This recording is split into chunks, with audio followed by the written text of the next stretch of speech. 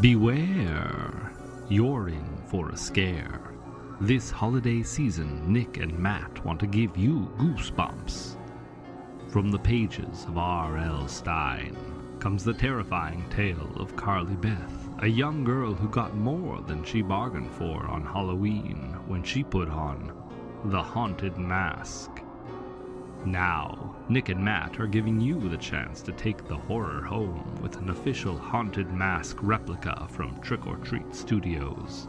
To enter, send an email to wegotgoosebumps@gmail.com. Enter by January 1st, 2018, and let Nick and Matt know what gives you goosebumps. Subscribe on iTunes and come face to face with a nightmare.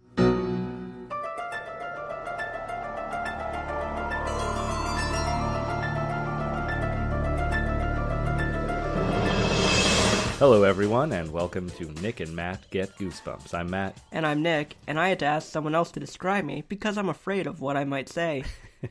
Today we are going to be discussing book number 11, The Haunted Mask. Woo! Yeah, it's all leading up to this, and it's all downhill from here. Oh God.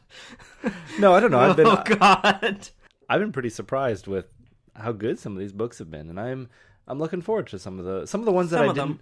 Yeah, some of the ones that I didn't really care for when I was a child, I think I might actually end up liking now. So got that to look forward to. So Nick, we've had a couple listeners write in to demand that you watch the episodes, and most importantly, this episode.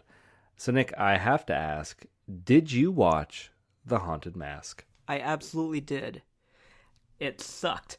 I think that might be a pretty unpopular opinion. Look, so you have, like, Tom Atkins running around. He's a doctor trying to be a private investigator, and, like, he's running around. He goes to this small town, and there's, like, this Irish thing going on, and they're making the mask in a factory with Stonehenge magic, and I didn't understand. And it had a different title, and I don't understand. I feel like I should have monitored what you were watching, because I'm worried you may have wasted your time because you did not watch the right thing. I don't know. I'm pretty sure it was about haunted masks. All right, well... 8 more days till Halloween, Halloween, Halloween. Speaking of Halloween, Nick... Just kidding, guys. I watched Halloween 3 Season of the Witch. It was crappy, shitty, no good. Well, I'm not going to start debating that movie. There are no, parts that I like, it's but terrible. Let's keep it goosebumps. Oh, pardon me. Did you see the episode? Have you ever seen the episode? Do you I have have seen the episode. Okay.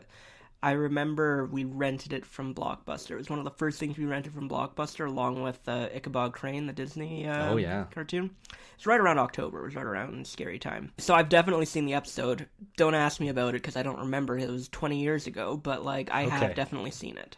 Okay, well, I watch it fairly regularly, so we'll chime in fairly every now. regularly. Yeah, like every Halloween. Okay.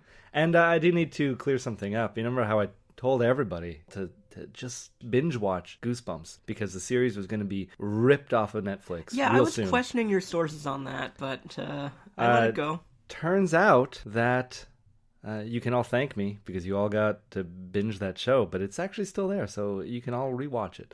I think it may have been the movie that was leaving Netflix. Yeah, probably. So the show is hanging on strong.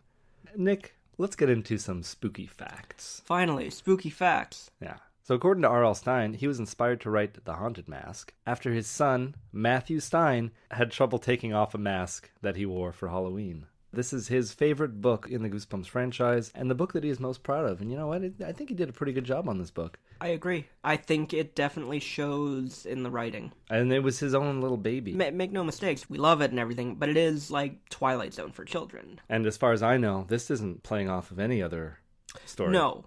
I had thought Halloween 3, but it turns out not at all. As far as I'm concerned, completely original story, and one that he came up with because of his son. So, Matt Stein, you're good for something. God damn it, Matthew. It's because I wish that I was Matthew Stein. I mean, like, Jesus. You remember the Goosebumps movie, Nick? Yes, I do. Did you catch Carly Beth's appearance in the film?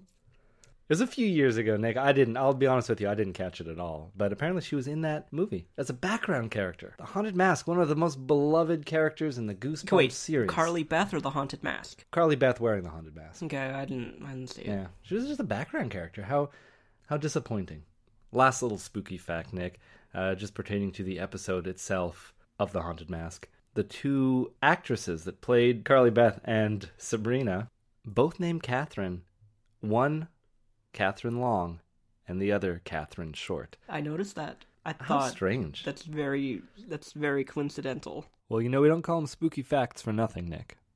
Let's get into the cover discussion, Nick. Cover discussion. Do you Creepy notice? covers. You notice that there's no T. Jacobus on this one again? It's another one where he just failed to put his little stamp on it. No, but I mean, we know it's him. We do. You can tell. You can tell. And you know who that girl is behind the mask. It's kind of another spooky fact, but one about the cover. It is Jacobus's niece. She posed for this Cool. cover. So, interesting. You don't get to see her face, but Wait, that's not her face? don't be rude, Nick. I'm not being rude. Oh, fuck. Do we have any mail? No, we don't really have any mail, Nick. Just a Okay. few people who were very determined that you watched that episode. And, I guess you kind of did, only you did it 20 years ago. Yeah. I had told them that I was going to tie you down and, Clockwork Orange it, but I just didn't have the time. No. Who has the time in this busy workaday world? Or the rope. Oh, I've got the rope. Wait. All right, let's get into this recap then, Nick. Are you ready? Okay, I'm ready. So what, listener beware? You're in for a scare. Yes.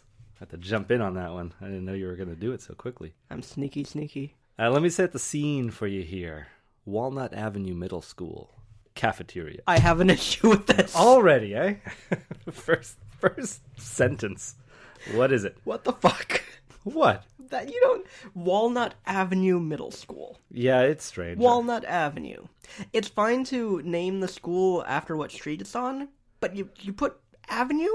That's a little weird. You put Avenue in there? Like, I went to schools that had the name of the street Yeah. in elementary school, and neither one of them was like, 6th Avenue Elementary School, or like, Maybe this isn't the name of a street at all. Maybe this is the name of the town. Maybe the whole town is called Walnut Avenue. then that's even stupider. I agree.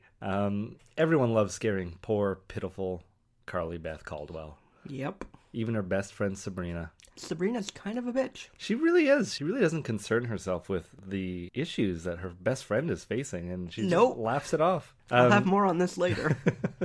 It's mad easy to scare her because she's basically afraid of everything. Mad easy? Mad easy. Carly Beth is tiny. She is 11. She's got a round face with a short snip of a nose, dark eyes, and straight brown hair. Sabrina's also 11. She's a month younger than Carly Beth. She's tall, dark, sophisticated looking. But Both everyone these thinks characters. she's older. Oh, yeah. Yeah, they do. Think It's- she's like 13. Yeah, so sophisticated. Little Audrey Hepburn running around. Talk of the town, Sabrina. They're both under 12. They're 11. It's like, what am I reading here? A book for children? Yes, Where are my Matthew. 12-year-old characters? All of a sudden, I'm reading a whole year younger? What's the deal? He's trying to get a wider audience. Maybe he's like, we're hitting the 12-year-old bracket real well, but the 11-year-olds, man, they're just passing. They're just Spending their money on juice at lunch. $3. That's how much this book costs. It says right there on the cover. $3. We got a real piece of work here. Kid by the name of Gabe Moser drops his lunch tray like a jabroni. Nick Wow. ended up scaring Carly Beth. Gabe Moser, the unsung villain of this whole book. Right. I mean, he is the one people should be laughing at, but Gabe Moser drops his lunch, and everyone laughs at Carly Beth because she's scared by it. Where is all the Gabe Moser ridicule? I think his parents are going through a divorce, so they know to back off. Ah, okay. So he gets a pass because he comes from a broken home. Yeah. But Carly Beth, they're gonna laugh it up. And her other friends now, Steve and Chuck, they sit down beside her, offer her a dry turkey sandwich because that's the kind of friends they are. Mother forgot to put mayonnaise in that sandwich, so Carly Beth will eat it. She'll eat anything. She'll eat anything. Well, she is starving. She is. Yeah. I don't know why she didn't think of bringing a lunch. I don't know, but I mean, like, Sabrina's taking pity on her and giving Yeah. her taco chips, like... Oh, yeah, some gross, like, macaroni and cheese. And, we know that Carly Beth has money. She's got $30. Yeah. Wadded up $30. She's saving that money for something special, though, Nick. Yeah. So Carly Beth is desperate for food, desperate for dry turkey. She takes a bite only to realize that there is a sticky, sour worm holed up in there. I have a note. Yeah, go ahead. Go eat worms, Carly Beth. I guess that's technically a note.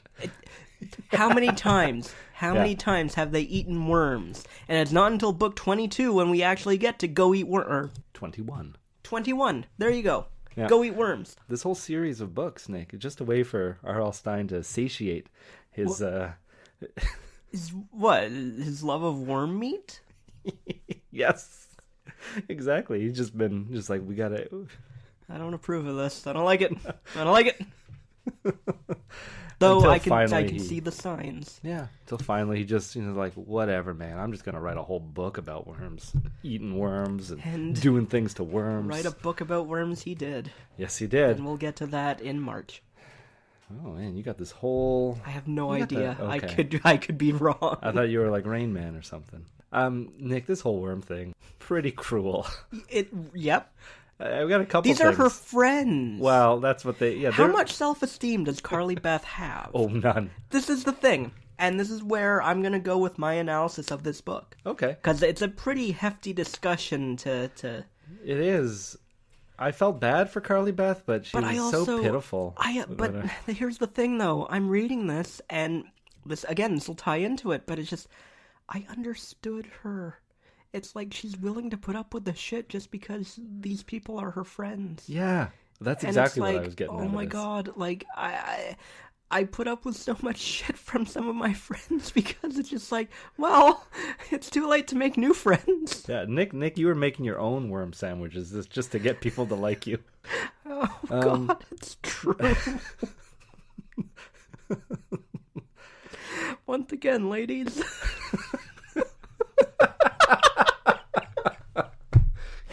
Got a gourmet over here. I'll eat a worm for you. I don't know if eating worms is the way to meet ladies, but... Hey, it worked for that kid in the 3rd grade. Yep. And probably R.L. Stine. Are you accusing R.L. Stine of being a worm eater? Look, that's a confessional book, I'm sure of it. I have read that one. Oh, God. Just thinking of Go Eat Worms as being like... 50 Shades of Grey. 50 Shades of Stein. Well, I'm not insinuating he does anything sexual with these worms, Nick. I think it's just the taboo of eating worms is the exciting part of it for him. Oh, you got something in common with him now. The red worm of pain. Oh no, I'm cutting that out. That's just a horrifying image.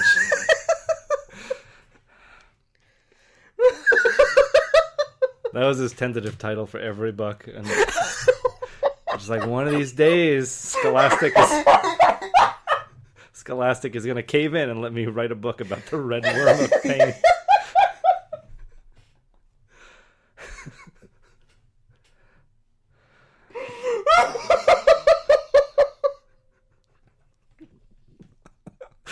Oh, I can't get that image out of my head. It's awful.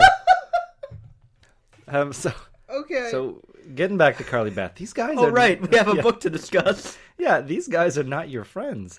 No. They just made you eat a worm so they could point and laugh at you. And you being easily frightened, Carly Beth, has no relevance here because nobody wants to eat a worm. Nobody. It's not a joke, it's just mean. Maybe R.L. Stine. Maybe. But I mean, it's not frightening, you know? Like eating a worm is just more gross. Yeah. And it's like it's what a bully would do. Yeah, and she's that's the thing. Like they're it. bullying you. Yeah, and she runs out of the cafeteria. Stop bullying me, mate. Yeah, she almost vomits. She's nearly in tears. Which Everyone's is laughing at her. understandable. Very understandable, and everyone's just like, "Oh, Carly Beth, Carly so Beth, easy. you're such a sissy." Yeah. And it's like, fuck you. You eat a fucking worm and react differently. Yeah, and it's not that she has no backbone because she just, I don't even know what it is about her. She's just lonely. Yeah. After school, she rushes home, not wanting to see anybody. She does vow to get back at Chuck and Steve somehow. Don't know how she's going to do it yet. She doesn't know how she's going to do it yet, but she's got to come up with something. It's been a long couple years of this harassment. At home, her mother shows off a plaster of Paris sculpture. Is plaster of Paris the same thing as paper mache? Papier mache? No, plaster of Paris is plaster. It's right there in the name, Matthew. 100% you are correct, yes. Yep. For instance, one could make a plaster of Paris bagel. I guess you could make anything, right? Yes. Make a face. She did. The mother made a sculpture of Carly Beth's head. She made this in an art class. Why? because she loves her. Yep. Carly Beth just finds it